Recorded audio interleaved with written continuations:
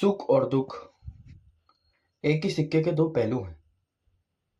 जिस दिन आपके जीवन में सुख घटित होता है तो आप अपने आप को सौभाग्यशाली समझ लेते हो, और जिस दिन आपके जीवन में दुख घटित होता है उस दिन आप आपको दुर्भाग्यशाली समझ लेते हो। जितना जीवन में सुख घटित होने की संभावना है उतना ही जीवन में दुख घटित होने की भी संभावना है। कारण मात्र इतना सा है कि हम इस वाक्य को भुला देते हैं। सुख और दुख एक ही सिक्के के दो पहलू हैं। अगर ये वाक्य आपके जीवन में याद रहे, अगर आप इस वाक्य को दोहराते रहें, तो शायद आप कभी सुख और दुख के भ्रमित होने के जाल में ना पड़ेंगे। आप पड़ जाते हैं, इसका कारण मात्र इतना सा है कि आप ये वाक्य को भुला देते हैं। ये वाक्य हमें उस सत्य से अवगत कराता है कि सुख और दुख केवल और केवल व्यक्ति को भ्रमित करने का एक साधन मात्र है। जितना हम सुख के पीछे भागते हैं उतना ही दुख हमारे पीछे भागता है, और हम ये सोचते हैं कि एक बार ये प्राप्त कर लिया तो जीवन में शांति आ जाएगी। कभी सुख से शांति आ ही नहीं सकती। सुख और शांति सूरज और चांद के समान है। 12-12 घंटे का अंतराल है, इतनी दूरी है। अगर आप सुख के पीछे भाग रहे हैं तो शांति की उम्मीद कभी मत करिएगा, और अगर आप शांति के पीछे चल रहे हैं तो सुख की उम्मीद कभी मत करिएगा। यह आपकी भ्रांति होगी जो एक ना एक दिन टूट जाएगी। क्योंकि शांति का जो स्वभाव है वो है शाश्वतता से, और जो सुख का स्वभाव है वो नाशवंतता से।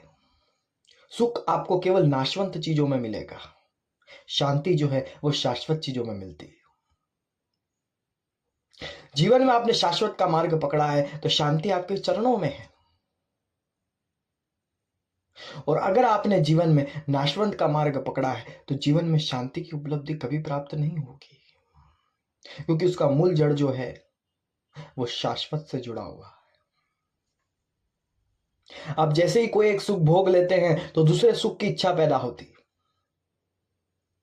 क्योंकि सुख आपको जो है अल्प समय के लिए तृप्त कर देता है, शांत नहीं कर सकता है। कारण मात्र इतना सा है क्योंकि सुख जो है वो नाशवंत तत्व में है और शांति जो है वो शाश्वत तत्व में है। आप नाशवंत तत्व से शाश्वत तत्व की उम्मीद रख बैठे। ये मूर्खता नहीं तो क्या है? हमें ख्याल ही नहीं है कि सुख नाशवंत और शांति शाश्वत है। इसलिए हम अक्सर ये वाक्य दोहराते हैं कि सुख शांति मिल जाए। सुख और शांति कभी नहीं मिल सकती। या तो सुख का चुनाव कर लो या शांति का चुनाव कर लो। ज्यादातर लोग जीवन में सुख का चुनाव करते हैं, शांति का चुनाव करने वाले कुछ प्रतिशत लोग हैं। इसका भी कारण इतना सा ही, वह ये सोचते हैं कि सुख से ही हमें शांति मिल जाएगी। सुख से कभी शांति मिलती ही नहीं, यह आपकी भ्रांति है, क्योंकि दोनों का मूल तत्व बहुत भिन्न है। अगर आप जीवन में शांति की खोज कर रहे हैं तो आपको शाश्वत के मार्ग पे ही अपने कदम बढ़ाने होंगे, और अगर आप अपने जीवन में केवल और केवल सुख की खोज कर रहे हैं तो आप नाशवंत की ओर कदम बढ़ा रहे हैं। बिल्कुल सही है आप, पर ध्यान रहे कि सुख जो है अल्प समय के लिए आपको तृप्त कर सकता है, शांत नहीं कर सकता है। और अगर आप शांत होने की फिराक में अगर सुख की खोज कर रहे हैं तो ये भ्रांति आज नहीं तो कल टूट जाएगी, और जिस दिन टूटेगी उस दिन आपको बड़ा दुख होगा, बड़े पीड़ित हो जाओगे कि ये कैसे हो गया। क्योंकि आज तुम जिस चीज को पाकर खुश हो रहे हो, कल वही चीज तुम्हें दुखी कर देगी।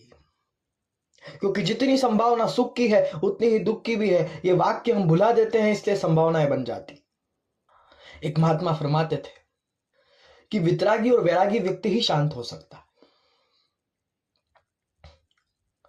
तो उन महात्मा से प्रश्न किया गया कि ऐसा क्यों, संसार में शांति नहीं है? तो उन्होंने कहा संसार में शांति हो ही नहीं सकती, क्योंकि सबकी जो खोज है वो सुख और दुख में है। वह शांति को अनुभव नहीं कर सकते। तो उन महात्मा से पूछा गया कि महात्मा फिर शांति जीवन में कैसे आएगी? तो बोले सुख की इच्छाएं छोड़नी होगी और दुख का भय जो है वो भीतर से विलीन करना होगा, तब जाकर शांति का दिया कुछ प्रज्वलित होगा। कुछ प्रज्वलित होगा, पूर्ण तरीके से नहीं होगा, पर कुछ क्षण उसके प्रकट होना शुरू हो जाएंगे। वो महात्मा कहते थे वैरागी व्यक्ति ही शांत हो सकता है, वितरागी व्यक्ति ही शांत हो सकता है। कारण मात्र इतना सा है क्योंकि वैरागी व्यक्ति जो है वो चीजों को छोड़ता है, और संसारी व्यक्ति जो है वो चीजों को पकड़ता है, और पकड़ने से ही सुख और दुख की उत्पत्ति होती है, और छोड़ने से ही शांति की उपलब्धि प्राप्त होती है।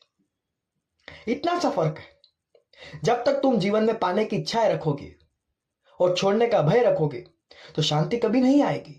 और इसके विपरीत अगर तुमने ना पाने की इच्छा रखी ना छोड़ने का भय रखा, सुख दुख से तुम परे हो गए, शांति का दिया प्रज्वलित हो जाएगा। पर हम, अफसोस है कि समझ नहीं पाते। हमारी आज जो दौड़ है वो पैसे की है, सुंदर नारी की है, अच्छे बड़े मकान की है, पर हम ये भूल जाते हैं इन सब को पाने के बाद भी हमारे जीवन में जो आना था वो नहीं आ पाया। एक अफसोस रह जाता है, और वो अफसोस व्यक्ति को जीवन भर पीड़ित कर कर रखता है। दो व्यक्ति शादी कर लेते हैं और शादी करने के बाद सोचते हैं कि जीवन आनंदमय होगा, मंगलमय होगा, सुख से चैन शांति से भरपूर्ण होगा, पर 2 वर्ष बीतने के बाद या कुछ माह बीतने के बाद उन्हें ज्ञात होता है कि बड़े पछता गए हैं शादी कर कर। क्योंकि शादी के बाद ही जीवन में अक्सर दुख की शुरुआत होती, क्योंकि दोनों ही अपना दुख से पीड़ित थे, इसीलिए उन्होंने शादी की। और दोनों ही अब उस सुख की खोज कर रहे हैं जिस सुख की खोज करने में आज तक महापुरुष अपने जीवन का बलिदान कर दिए।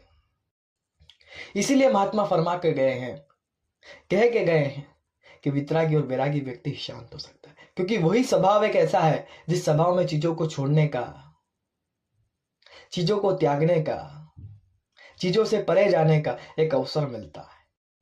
बाकी संसार में कोई अवसर ऐसे नहीं कि आप कोई चीज को छोड़ दो। आप हर चीज पे अपना अधिकार जमा कर बैठे हो, और अधिकार और आपकी इच्छा ही आपके दुख का मूल कारण है। इसे एक उदाहरण से समझाता हूं। अभी आप एक बगीचे में टहल रहे हैं, और बगीचे में टहलते टहलते आपको कोई एक ऐसे पुष्प पर नजर गई या गुलाब के पुष्प पर नजर गई,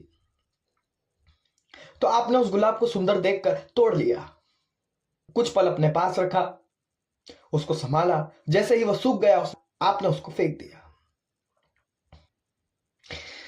कहने का अर्थ सिर्फ इतना सा ही, हमें कोई चीज अच्छी लगती है, हम उसे जड़ से उखाड़ देते हैं, तोड़ देते हैं और अपना अधिकार जमा लेते हैं।